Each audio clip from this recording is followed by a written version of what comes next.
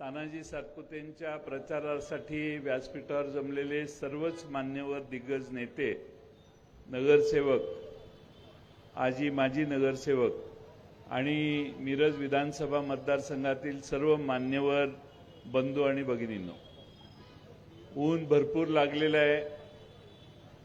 ज्यांना टोप्या मिळाल्या आहेत त्यांचं बरं आहे, पण ज्यांच्या डोक्यावर टोप्या नाहीत त्यांना किती उन्हाचा दाह सहन करावा लागतोय पत्रकारांसह हे आपण सगळे बघतोय. विधानसभेच्या 20 तारखेला निवडणुका होणार आहेत आणि महाविकास आघाडीच्या वतीने मशाल चिन्हावर तानाजी सातपुतेंना आपण उमेदवार म्हणून उभं केलेलं आहे. आज त्यांच्या प्रचाराचा नारळ वाढवण्याचा आजचा हा समारंभ आहे. आपल्या सर्वांच्या आशीर्वादाने महाविकास आघाडी मिरज विधानसभा मतदारसंघात 100% विजयी होईल याची मला पूर्णपणाने खात्री आहे. या मतदारसंघाची रचनाच अशी आहे की कायम यांनी पुरोगामी विचार या शहराने उचलून धरलेला आहे. मागचे 10 वर्षाचा कालखंड असा आहे की ज्यामध्ये मात्र याच्यात थोडंसं अंतर पडलेलं आहे, पण त्याचा परिणाम हा गेले काही वर्ष आपण अनुभवलेला आहे. या महाराष्ट्रातल्या या निवडणुकांमध्ये काही महत्त्वाचे प्रश्न घेऊन आम्ही महाराष्ट्राची निवडणूक लढवतोय. उद्धव ठाकरे साहेब, शरद पवार साहेब, राहुल गांधी, बाळासाहेब थोरात, नाना पटोले हे सगळे महाराष्ट्रामध्ये पूर्ण ताकदीनं आज काम करतायत. कालच मुंबई BKC मैदानात महाराष्ट्रातल्या जनतेला सत्तेवर आल्यानंतर आम्ही काय देणार याची एक मोठी रॅली घेऊन त्या ठिकाणी 5 प्रमुख मागण्या किंवा 5 प्रमुख गॅरंट्या या देण्याचं अभिवचन या सर्व प्रमुख नेत्यांनी महाराष्ट्रातल्या जनतेला दिलेलं आहे. आणि या गॅरंट्या या जो सामान्य माणूस आर्थिकदृष्ट्या अडचणीत आहे, या राज्यातल्या महिला असतील, युवक असतील, शेतकरी असतील, या सर्व वर्गांच्यासाठी त्यांना पाहिजे त्या गोष्टी देण्यासाठी 5 गॅरंट्या आमच्या महाविकास आघाडीने दिलेल्या आहेत. 10 तारखेला महाविकास आघाडीचा तपशीलवार जाहीरनामा प्रकाशित होणार आहे. तेही मुंबईमध्ये काही प्रमुख नेते एकत्रित येऊन त्याचं प्रकाशन करणार आहेत. त्यातही आपल्या मिरज शहराला आणि मिरजेच्या ग्रामीण भागाला आवश्यक असणाऱ्या अनेक गोष्टी या महाविकास आघाडीच्या वतीनं करण्याचं वचन आपणा सर्वांना देण्याची व्यवस्था झालेली आहे. तानाजी सातपुतेंना आपण सगळे जवळून ओळखता. मला विश्वास आहे की या मतदारसंघामध्ये आमचे बाळासाहेब होनमोरे हे उमेदवार म्हणून इच्छुक होते. त्याच्याच बरोबर आमचे वनखंडे सर उमेदवार म्हणून इच्छुक होते. पण मला मनापासून आनंद आहे की या दोघांनीही आणि अन्य सगळ्या आपणही, सांगलीकर कुठे गेले, ते सगळ्यांनी इच्छुक उमेदवारांनी आज स्वतःचं मन मोठं केलं आणि तानाजी सातपुतेंना पाठिंबा देण्याचा निर्धार व्यक्त केला.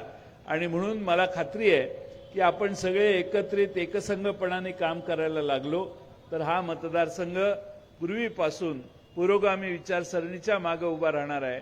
त्या मतदारसंघात आपल्याला विजय नक्की होईल. अनेक प्रश्न महाराष्ट्रात, आपल्या जिल्ह्यात आणि सांगली विधानसभा मतदारसंघात आहेत. त्या मतदारसंघाची प्रश्नांची सोडवणूक करण्याचं काम तानाजी सातपुते करतील. पण त्याचबरोबर वाढलेली महागाई ही मिरजकरांनाही आहे आणि महाराष्ट्रातल्या प्रत्येक नागरिकाला जाणवते. वाढलेल्या महागाईच्या वर वाढलेला GST हा एक दुसरा प्रश्न सामान्य माणसाच्या खिशातनं पैसे काढण्यासाठी फार प्रचंड मोठ्या प्रमाणात त्याचा उपयोग होतोय. आज देशामध्ये सगळ्यात जास्त जीएसटी कोण भरतं? तर महाराष्ट्र सरकार, महाराष्ट्र राज्य भरतं. मागच्या महिन्यातली आकडेवारी निघाली तर 30,000 कोटी रुपये महाराष्ट्राच्या वतीनं महाराष्ट्रातल्या जनतेनं जीएसटी भरलेला आहे. आणि दुसऱ्या आसपासच्या राज्यांचा महिन्याला जीएसटी किती? 5,000, 8,000, 11,000 कोटी रुपये. म्हणजे एवढ्या मोठ्या प्रमाणात महाराष्ट्रातल्या जनतेने कर भरायचा, पण महाराष्ट्राच्या पदरात काय मिळालं याचा जर विचार केला मित्रांनो तर तुमच्या लक्षात येईल. सगळे उद्योग गुजरातला गेले, आमच्या महाराष्ट्रातली बेकारी वाढली, फॉक्सकॉन सारखा उद्योग गेला, टाटा एअरबसचं उद्घाटन देखील परवा मोदी साहेबांनी बडोद्यात केलं. तिसऱ्या बाजूने अनेक उद्योग महाराष्ट्राच्या बाहेर जाताना एकनाथ शिंदे आणि त्यांचे 2 उपमुख्यमंत्री तोंडातनं शब्द देखील काढत नाही. आज तुम्हाला आम्हाला असं वाटत असेल की काय होतं, 4 उद्योग गेले तर नवीन 4 उद्योग आणतील. स्वतः एकनाथ शिंदेनी भाषणात विधानसभेत सांगितलेलं होतं, जयंतराव काळजी करू नका, फॉक्सकॉन गेला तरी आम्हाला मोदी साहेबांनी आश्वासन दिलेलं आहे, याच्यापेक्षा मोठा प्रकल्प मी तुम्हाला महाराष्ट्रात देतो. एकही प्रकल्प महाराष्ट्रात आला नाही. दाओसला गेले उद्योग आणायला, तिथल्या हॉटेलचं बिल न भागवता मागं आले, हॉटेलवाल्याने परत बिल पाठवलं. म्हणजे पैसे न भरता हे मागं आले आणि हॉटेलवाल्यांनी बिल पाठवलं. म्हणजे यांनी दावोसला जाऊन काय केलं असेल हे तुमच्या लक्षात येतं. आज महाराष्ट्रामध्ये 2च मुद्दे मी आकडेवारीनं तुम्हाला सांगतो की तुमच्या लक्षात येईल की मी म्हणतोय त्यात किती अर्थ आहे. महाराष्ट्रातल्या या त्रिकुटांनी गुजरातला महाराष्ट्र आंदोलन केलेलं आहे. गुजरातच्या दावणीला महाराष्ट्र बांधण्याचं पाप हे एकनाथ शिंदे आणि त्यांच्या 2 सहकाऱ्यांनी केलेलं आहे. मित्रांनो, आपल्या सगळ्यांना एक लक्षात घ्या की सगळ्यात 2 महत्वाच्या घटना आकडेवारीनं आता सिद्ध झालेल्या आहेत. एक म्हणजे काल परवा भारताचं सगळ्या उत्पन्नात आजपर्यंत महाराष्ट्राचा वाटा 15% खाली कधी नव्हता. पहिल्यांदा परवा जाहीर झालं की महाराष्ट्राचा वाटा 13% खाली आलेला आहे. म्हणजे 2% खाली आलाय, 13%वर आम्ही आलो. दुसरा आकडा सांगतो, दरडोई उत्पन्न मी राज्याचा अर्थमंत्री होतो 2001, 2, 3, 4, 7, 8 सालापर्यंत, 9 सालापर्यंत जवळपास. या काळामध्ये महाराष्ट्र कायम पहिल्या, दुसऱ्या, तिसऱ्या, चौथ्या क्रमांकावर होता. म्हणजे भारतामधल्या जी दरडोई उत्पन्नाची यादी होती त्यात महाराष्ट्र 3ऱ्या क्रमांकावर. म्हणजे फक्त 2च राज्य, हरियाणासारखं राज्य जे छोटं आहे त्यामुळे जरा थोडंसं जास्त पुढं आपल्या होतं, अशी राज्य 1-2 सोडली तर कुणी महाराष्ट्राच्या पुढे नव्हता. महाराष्ट्रातल्या सामान्य माणसाचं दरडोई उत्पन्न जास्त होतं. देवेंद्र फडणवीस साहेब महाराष्ट्राचे मुख्यमंत्री 14 साली झाले. 16 साली महाराष्ट्राचं दरडोई उत्पन्न हे गुजरातपेक्षा कमी झालं. आपल्यावर गुजरात गेला, गुजरातचा 5वा नंबर आला, आपला 6वा नंबर आला. 16 सालापासून महाराष्ट्र कधीही वर गुजरातच्या जाऊ शकला नाही. त्याला जबाबदार कोण? तर दिल्लीचं भारतीय जनता पक्षाचं सरकार आणि महाराष्ट्राचं भारतीय जनता पक्षाचं सरकार. आज यादी काढली तर दरडोई उत्पन्नात महाराष्ट्र आता 11व्या नंबरला गेलेला आहे. म्हणजे महाराष्ट्राचं नुकसान यांनी राज्य चालवताना केलं. भ्रष्टाचाराचा तर काही विषयच काढू नका. छत्रपती शिवाजी महाराजांचा पुतळा उभा राहिला, त्यातही यांनी भ्रष्टाचार केला म्हणून तो पुतळा पडला. मुख्यमंत्री एकनाथ शिंदे म्हटले वाऱ्यामुळे पुतळा पडला. मी तिथं मालवणला गेलो, विशाल पाटील, मालवणला गेलो तर मालवणला लोकांनी मला माहिती दिली. मी म्हटलं अरे वारं कुठून आलं? तो म्हटलं वारं इकडनं आलं. मग पुतळा, तो काय पुतळा तिकडेच पडलाय. मी ज्या बाजूनं वारं आलं त्याच बाजूनं पुतळा, त्याच बाजूला पुतळा पडला. पण एकनाथ शिंदेनी सांगितलं वाऱ्यामुळे पुतळा पडला. महाराष्ट्रामध्ये आपल्या सगळ्यांना माझी विनंती आहे की सामान्य माणसाची फसवणूक करण्याची भूमिका या लोकांच्या मनात आहे. यांनी महाराष्ट्राला काय दिलं? तर महाराष्ट्राला राजकारणाचा खेळखंडोबा महाराष्ट्राचा करण्याचं काम यांनी केलं. शिवसेना फोडली, खोके देऊन आमदार फोडले असा आरोप त्यांच्यावर त्यावेळी झाला होता, हे विसरू नका.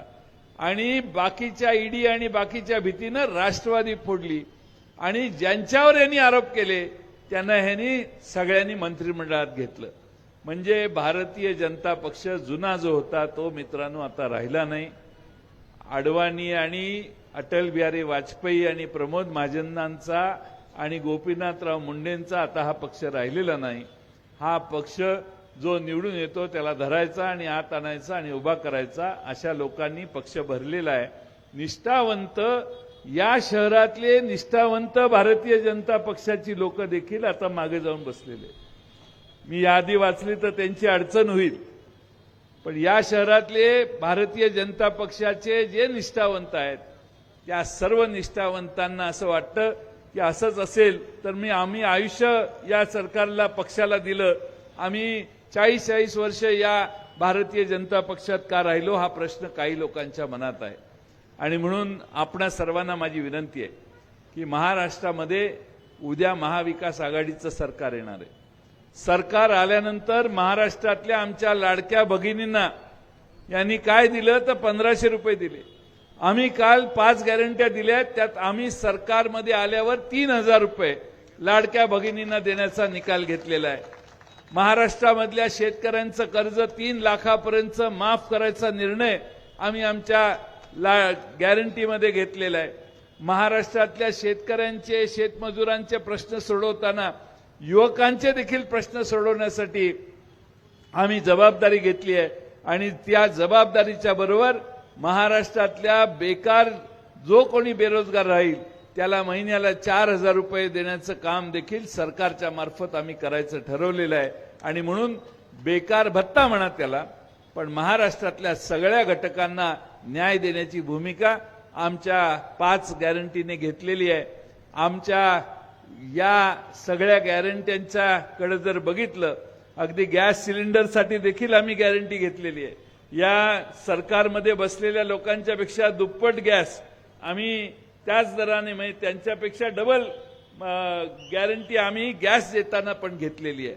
आणि म्हणून माझी आपणाला विनंती आहे की आपल्या समोरची महागाई कमी करायची असेल, आपल्या समोर या मिरज शहरातल्या व्यापाऱ्यांच्या मागे जीएसटीचे जे भोंगे लागले आहेत त्यात कायद्यात काही दुरुस्त्या करून त्यांना मदत करायची असेल, महाराष्ट्रातल्या आणि मिरजेतल्या लोकांचे नागरी प्रश्न सोडवायचे असतील, या मिरज शहराच्या बाजूला असणारा सगळा या मतदारसंघातल्या ग्रामीण भागातल्या जनतेच्या कष्टाला न्याय द्यायचा असेल शेतकऱ्यांच्या, तर तानाजी सातपुतेंना निवडून देण्याशिवाय दुसरा पर्याय नाही. दुसरे निवडून आले, अनेक वर्ष झाले, आता त्यांचं भागलेलं आहे. त्यामुळे आता त्यांना परत निवडून देण्याची काही गरज नाही. आता अजीर्ण झालंय तिकडं. त्यामुळे तानाजी सातपुतेंसारखा नवा चेहरा या ठिकाणी तुमच्या सगळ्यांच्या आशीर्वादाने आज उभा राहतोय. काँग्रेस, राष्ट्रवादी काँग्रेस, शरदचंद्र पवार पक्ष आणि शिवसेना सगळे ताकदीनं तानाजी सातपुतेंच्या मागे आहेत आणि त्यांच्यासाठी आपल्या सगळ्यांचा आशीर्वाद मिळावा ही विनंती या निमित्तानं करतो. आमच्या तुतारी वाजवणाऱ्या माणसाची ओळख अपक्ष खासदारांना जरा चांगली करण्यासाठी जरा व्यवस्थित तुम्ही वाजवा तुतारी, ही आमची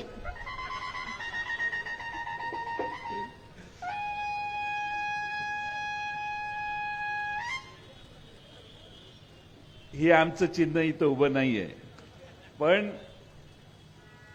घड्याळ आमचं विशाल चोरीला गेले. आमचं चोरीला गेल्यामुळं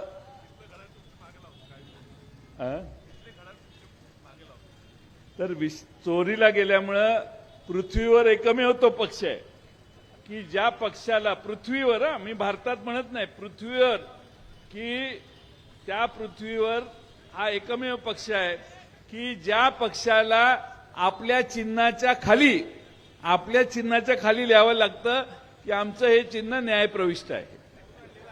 त्यामुळं ही पहिली खोत साहेब, ही पहिली केस आहे भारतात की घड्याळ चोरीला गेले.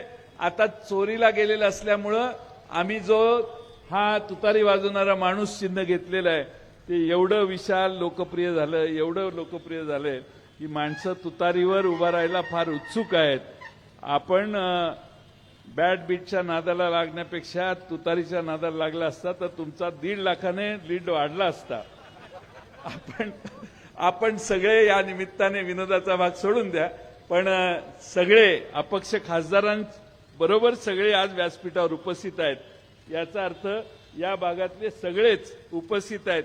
अपक्ष खासदारांच्या वेळी या मतदारसंघामध्ये किती 25,000चं मताधिक्य या मतदारसंघात मिळालेलं आहे. मला खात्री आहे की ते किंवा त्याच्यापेक्षा जास्त मताधिक्य या ठिकाणी मिळवण्याचा तानाजी सातपुते साहेब आम्ही सगळे प्रयत्न करू. आम्ही सगळे तुम्हाला योग्य ती मदत करू आणि आपल्या या उमेदवारीत या जिल्ह्यातल्या सगळ्या जागा या महाविकास आघाडीच्या निवडून येण्यासाठी आपला प्रयत्न केला पाहिजे आणि त्या सगळ्या जागा निवडून आणण्यासाठी आपण प्रयत्नाची शिकस्त करू. मला जत विटा आणि शिराळ्याला जायचंय आणि परत दुसऱ्या जिल्ह्यात संध्याकाळी जायचंय, त्यामुळे थोडीशी गडबड आहे. म्हणून मी आपल्या सगळ्यांची परवानगी न घेता या ठिकाणी